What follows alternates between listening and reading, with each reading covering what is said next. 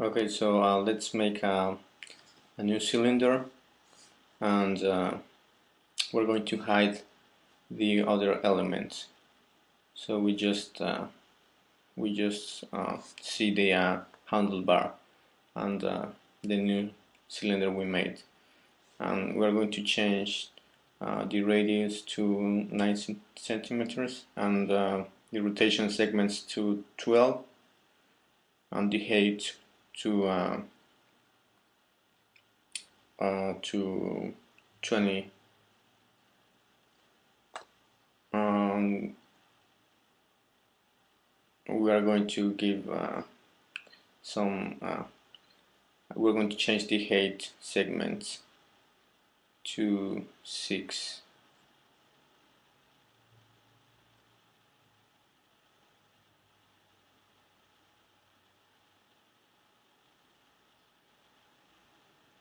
And now we're going to go to the caps tab for this cylinder, and we're going to uh, put the number 2, and after that we're going to make the object editable, pressing the letter C, and we're going to turn off the visibility for this spiral, and we're going to select some of the points um, to change the shape of this cylinder. So we want it to be more rounded.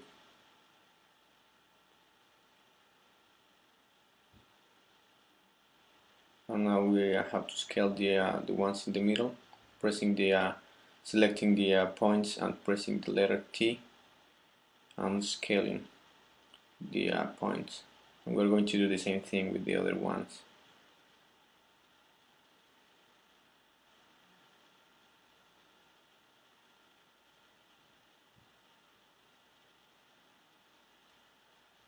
And I think we're going to have to take the ones in the middle again and scale them up a little bit more.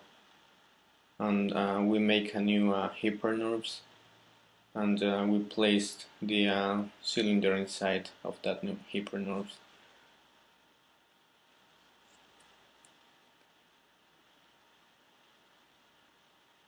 Okay, we just turned the visibility for the weights on for a second, so we can check how it looks. And we have to move them back a little bit more. So I'm just repositioning them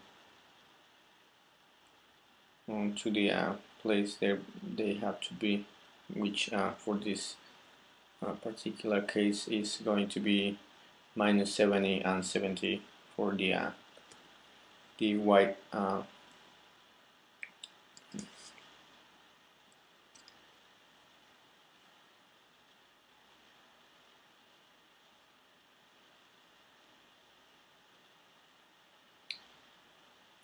okay. So we have to go back to the side view, and we can turn off the visibility again for the other objects, and we're going to select all the first splines for that cylinder, and we're going to take our edge cut tool. We're going to make a new cut with one subdivision and an offset of 15, and we are going to take the points at the very top, and we are going to press the letter T to bring our scaling tool, and we're going to scale those points up.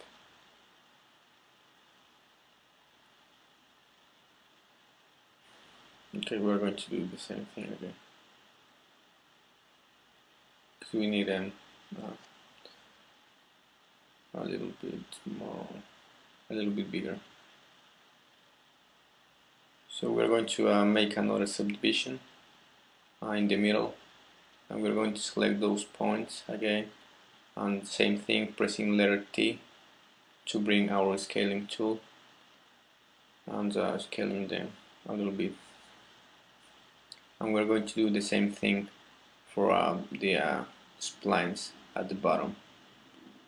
Just that this time, we instead of 15, we have to use an offset of 85.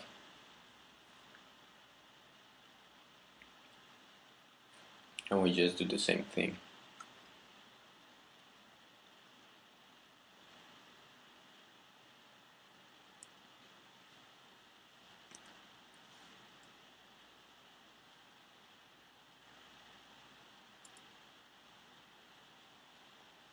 So we subdivide those splines and scale those points up.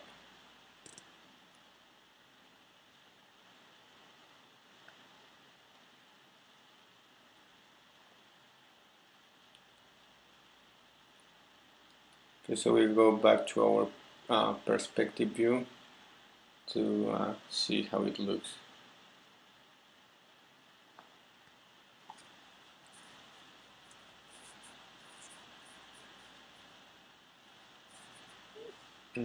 So we turn on the visibility for the other elements to see how they look together.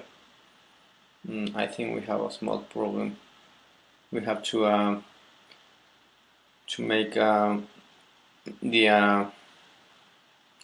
we have to scale those points a little bit more. So we are just going to select those points again and scale them again.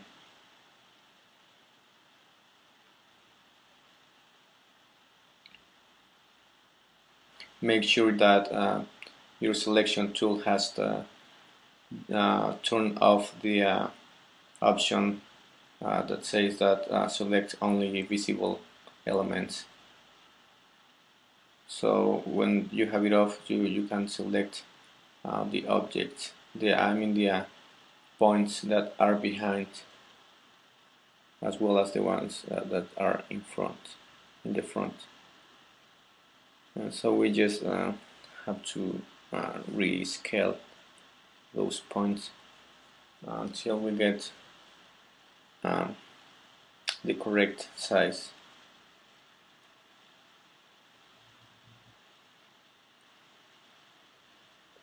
So we go back to the perspective view and check that everything is okay, and it looks like it is okay.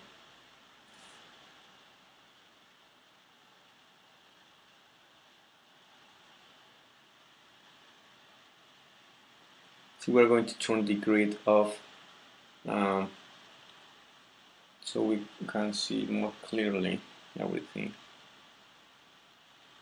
We make a small preview render to see how the object looks. And we are going to turn on the grid again. Okay, so we are ready to move on. And now we have to select all of the elements and group them. We just have to press the Option key plus the G key, or the Alt key plus the G key, depending on which platform you're using. And we have to make a new tube, and we're going to turn off the visibility for some elements, like the handlebar and the weights. We're just going to let the spiral on, and we check the tube and change the inner radius to something around 9.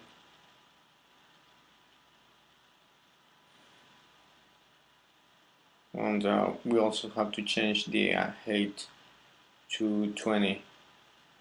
and the outer radius. We have to, the rotation segments, we have to take them down as well. We are going to need to use the number of 18, and the outer radius we are going to make it smaller as well.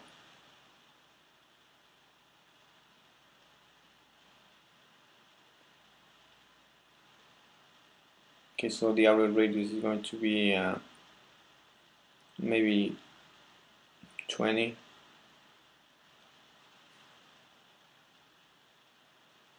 And now we have to make this an editable object. But first we make it editable, and first we have to change the cap segments to 2, and also the height segments.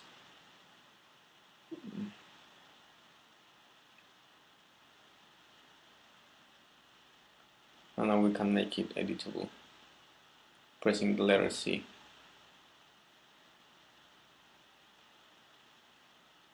Now we go to the top view and select the all of the points that are in the middle, and pressing letter T to scale these points and bring them closer to the center. And we have to scale those points vertically. Okay.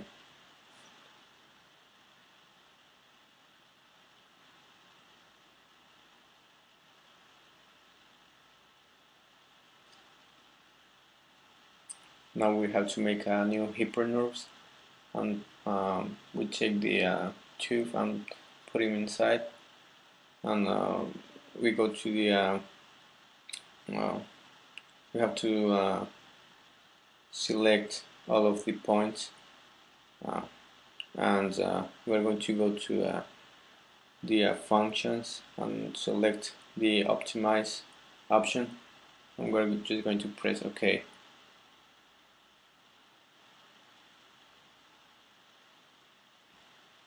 Now we can turn off the visibility for the weights.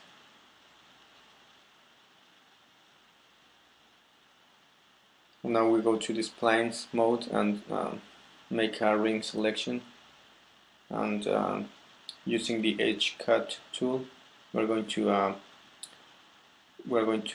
set it to 95% and cut all those splines, and we're going to do the same thing for all of those segments. So we set it to an offset of 25 again, and we just cut right there in the middle.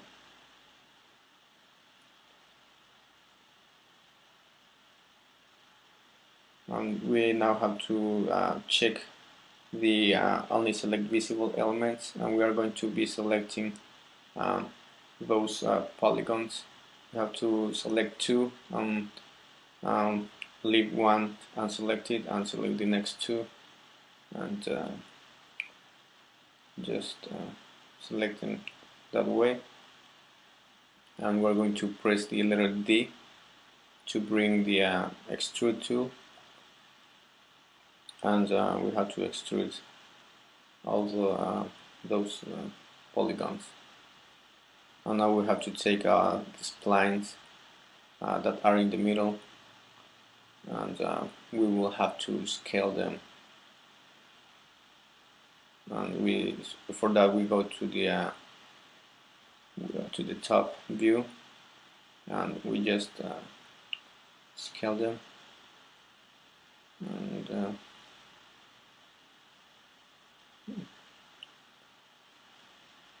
maybe a little bit more, and we have to go to the right side view and scale these splines vertically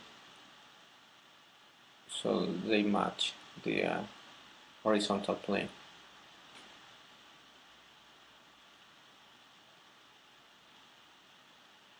Okay, that looks good. So now we have to select, we have to make the bottom side flat. To do that, we have to take the ring selection tool and select all of those splines, and selecting the edge cut tool, we're going to um, cut those splines with an offset of 95%. And we're going to do the same thing, but this time we're going to set the offset to 5%, well, 95% again.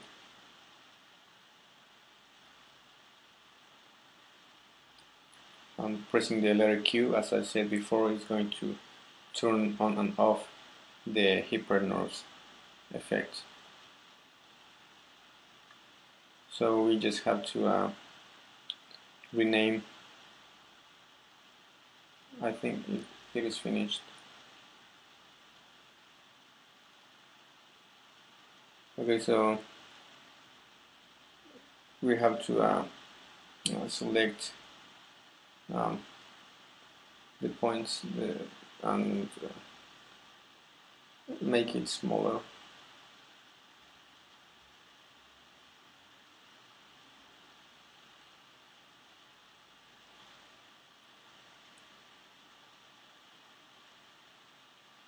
Just make sure that all of the points are selected.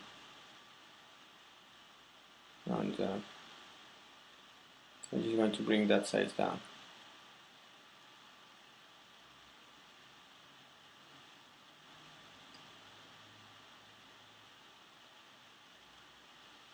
Okay, it looks like it's ready. So we just turn the visibility for the other elements on to see how they look together. And we're going to move this new object to the top, and just position it to the right place.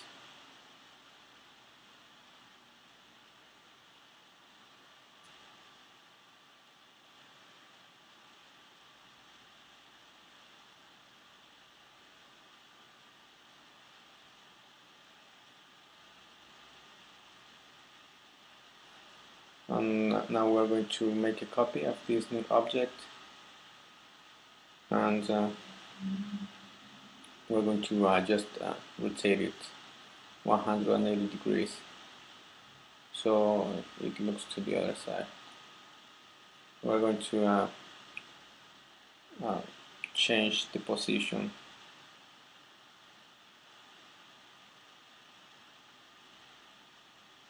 So now we have completed the modeling part for this tutorial.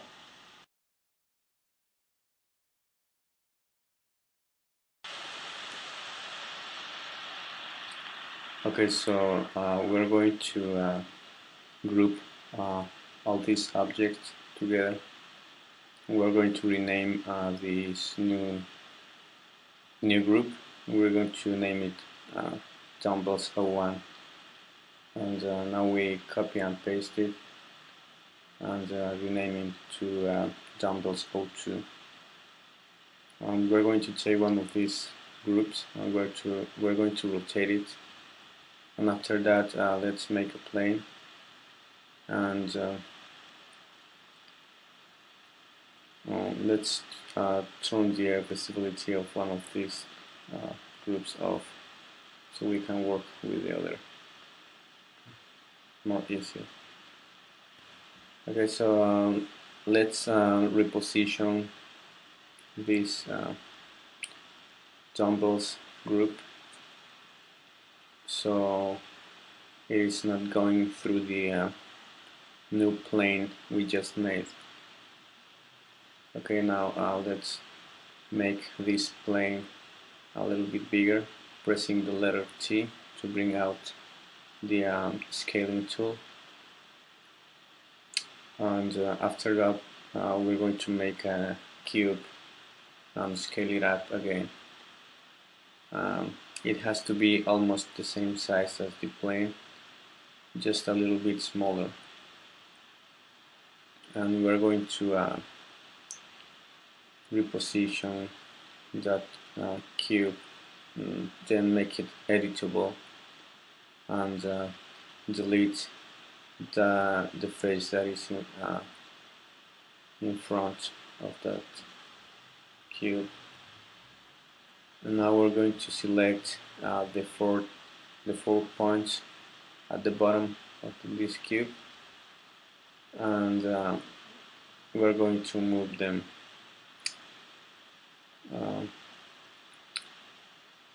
a little bit higher, almost to the floor, to the plane. And we're going to also modify the other 4 points. Now let's try to position the camera so you can see better what we're doing. And let's just keep changing this cube so it fits our needs.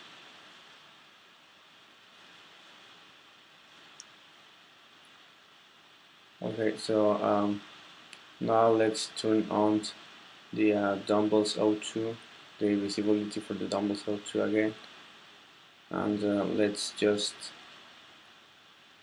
position this group so that the dumbbell is resting on the other one. We just have to select it and rotate it, and after that just move it around until it is touching the other one, and we have to make sure that it is not going through the floor. Okay, so we have to check that that everything is okay using the different views, the perspective view as well as the top view, the front view, and the right view.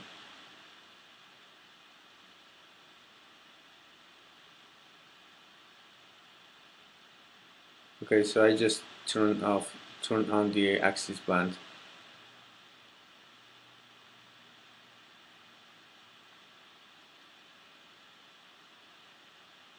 Okay, so we just have to move it a little bit more to the left, and I think now it's ready.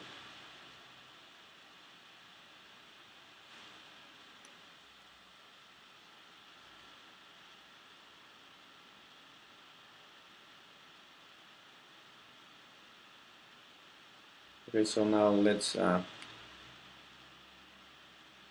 group these. Let's just rotate them so we can see them from a different angle. Just trying to find a good composition for this scene, and I'm gonna just rotate it 50 degrees on the x-axis.